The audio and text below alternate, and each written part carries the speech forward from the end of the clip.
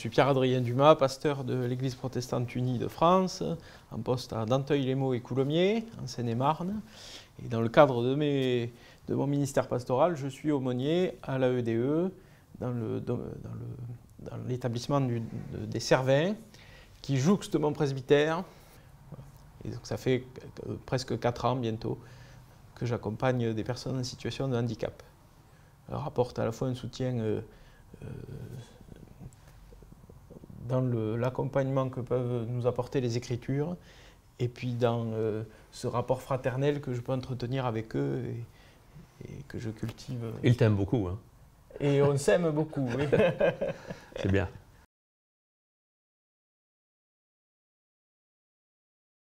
Mais pour moi, cette journée est très importante parce qu'on vit encore dans une société qui exclut les handicapés.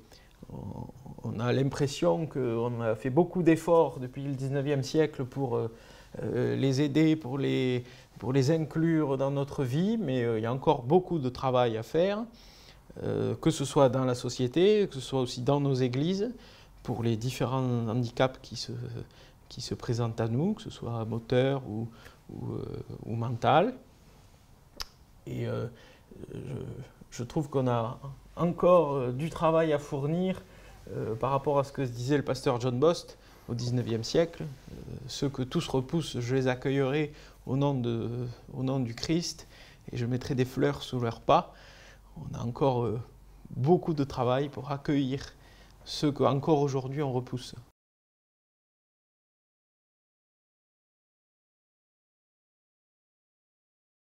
Et alors je rencontre une quinzaine de résidents tous les 15 jours. Les séances ne sont jamais les mêmes, même si c'est toujours à peu près la même structure. On chante, on lit la Bible ensemble, on partage des nouvelles, des questions qui sont très fortes pour eux. Par exemple, tout ce qui est lié à la mort des résidents qui sont avec eux ou dans leur famille. Et puis chaque personnalité prend sa place et sa couleur particulière entre ceux qui ont besoin d'un contact physique pour montrer leur affection et puis pour la recevoir aussi. Ceux qui ont cette appétence pour lire le texte biblique et qui sont prêts à se chamailler pour avoir la Bible. Et puis ceux qui vont être touchés particulièrement par une parole, ceux auxquels ça ne va pas parler et c'est pas grave, ce sera mieux la prochaine fois. Ceux qui sont trop accaparés par leurs questions matérielles du moment et qui du coup répondent pas vraiment aux questions que je leur pose, mais tout ça forme une belle harmonie et quand on chante ensemble, il n'y a qu'une voix qui s'adresse au Seigneur. Voilà. Quand on prie le Notre Père, on finit tous sur le même Amen.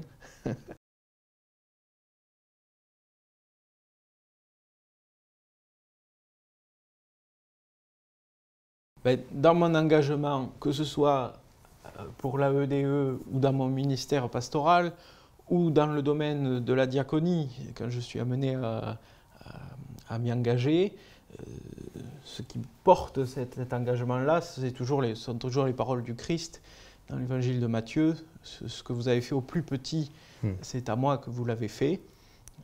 Parce que habiller celui qui est dévêtu, soutenir le faible, aller visiter ceux qui sont malades ou en prison, c'est vivre l'évangile en acte et pas seulement en parole. Et ça, on en a besoin peut-être autant qu'en parole aujourd'hui dans notre société qui a besoin de ces soutiens tout à fait effectifs.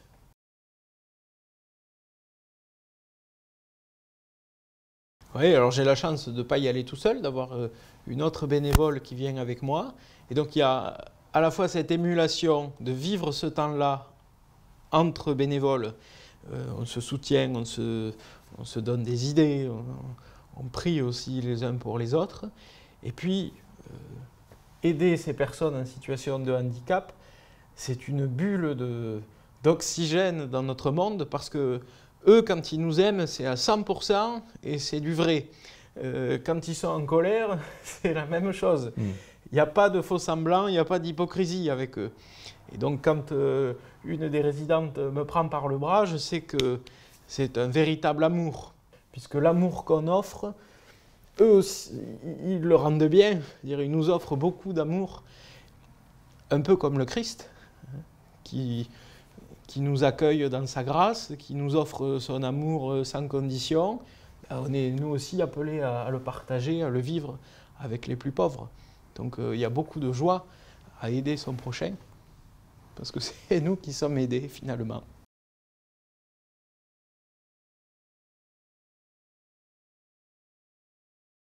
Alors, qu'est-ce que l'AEDE? L'association des établissements du domaine Emmanuel, qui se trouve en Seine-et-Marne, à Hautefeuille, qui est un tout petit village non loin de Marne-la-Vallée, mais dans les champs, dans les prairies vertes de la Seine-et-Marne.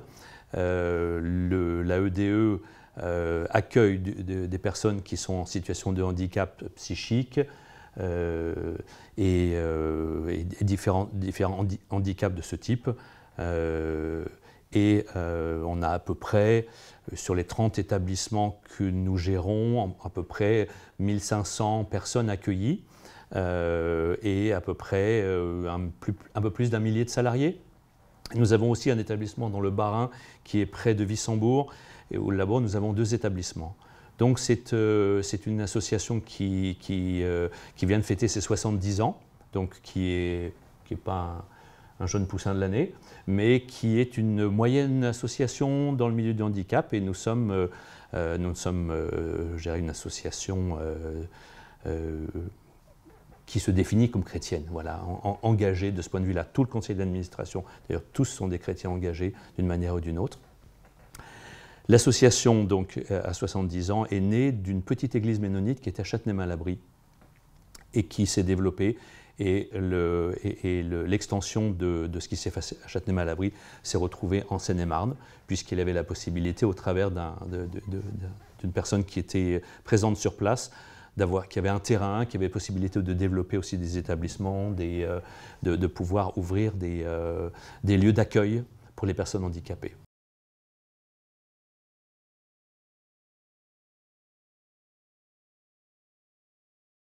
Oui, bon, Pierre-Adrien l'a très bien dit, il est évident que on parle de ça aujourd'hui parce que c'est un anniversaire important et c'est une date qu'il faut absolument valoriser tous les ans. Les personnes handicapées sont des personnes de valeur qui ont des vraies capacités. Ce sont des gens qui ont un vrai attachement aussi aux associations, aux personnes avec lesquelles elles vivent. On assiste à des lieux de vie qui sont tout à fait intéressants. Oui, il faut absolument plébisciter cette journée du handicap. Je dirais, la journée du handicap est venue bien plus tardivement, comme fête, je dirais, enfin c'est pas une fête, mais c'est comme jour dédié à ce que nous, chrétiens, et d'autres d'ailleurs, ont fait par rapport au monde du handicap, et d'accueillir des gens en situation de faiblesse.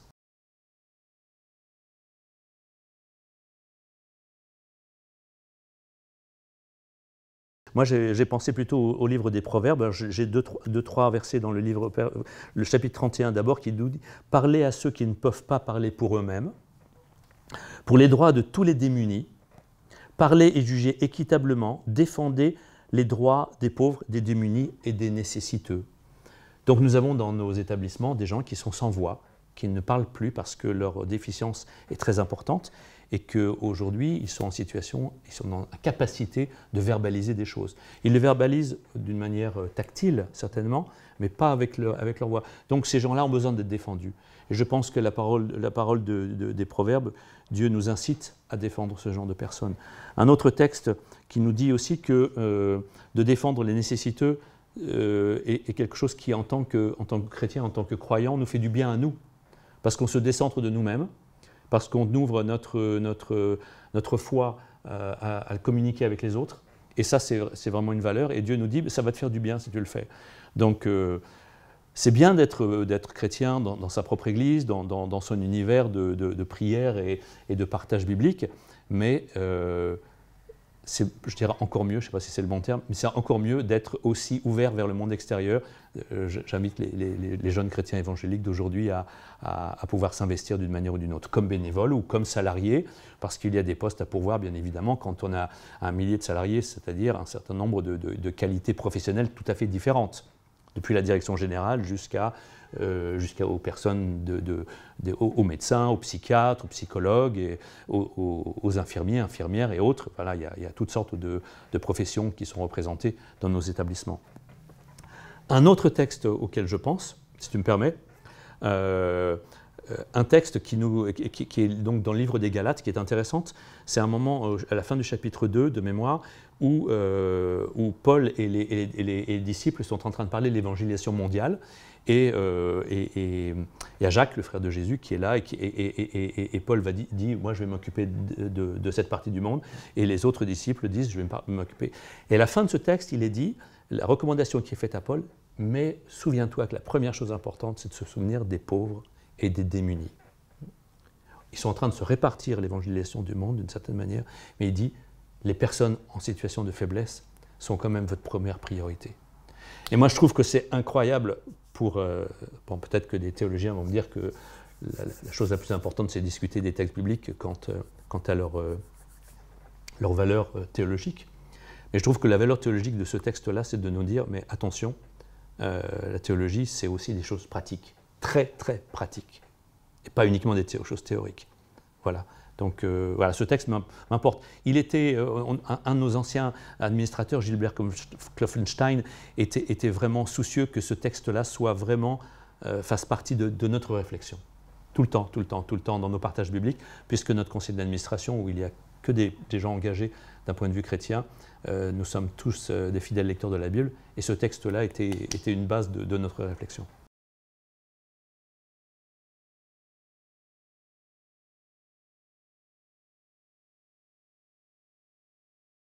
Moi, je dirais que souvent, quand on n'est pas confronté au monde du handicap en direct, on ne s'en préoccupe pas parce qu'on se dit que ça ne nous concerne pas. Ça fait peur aussi. Et puis ça fait peur. Ouais. Or, je crois qu'on est tous des handicapés et qu'on a besoin de réentendre tous dans notre vie les paroles de grâce du Christ. Et que finalement, c'est Peggy qui a un très beau texte là-dessus, où il faut se sentir blessé, il faut sentir ce manque qu'il y a en nous pour accueillir la grâce de Dieu. Et finalement, ce qu'on apporte aux personnes en situation de handicap, c'est ce que le Christ nous apporte pour notre foi personnelle et pour notre vie. C'est cette grâce dont on a besoin pour avancer. Donc, je crois qu'on est tous des handicapés de la vie, finalement. Ouais. Ouais, Dieu nous aime d'une manière totalement incroyable. Il ne le fait pas parce que nous sommes beaux, ou comme ci ou comme ça, ou pour nos engagements. Il nous fait grâce totalement. C'est ça qui est important. Et s'il nous fait grâce totalement, qui que nous soyons, avec nos difficultés, avec nos défauts, avec nos handicaps personnels, il nous fait la grâce aussi de pouvoir être au service de ceux qui sont dans la difficulté eux-mêmes. Donc Dieu est un Dieu de grâce, et à son image, nous donnons ce que nous pouvons dans ce domaine. Voilà. Et il est important que les chrétiens dans le monde évangélique aujourd'hui et le monde protestant soient conscients de la grâce que Dieu leur fait, et que cette grâce, ils ne peuvent pas la garder pour eux-mêmes, mais qu'elle doit être redistribuée. C'est important de le dire.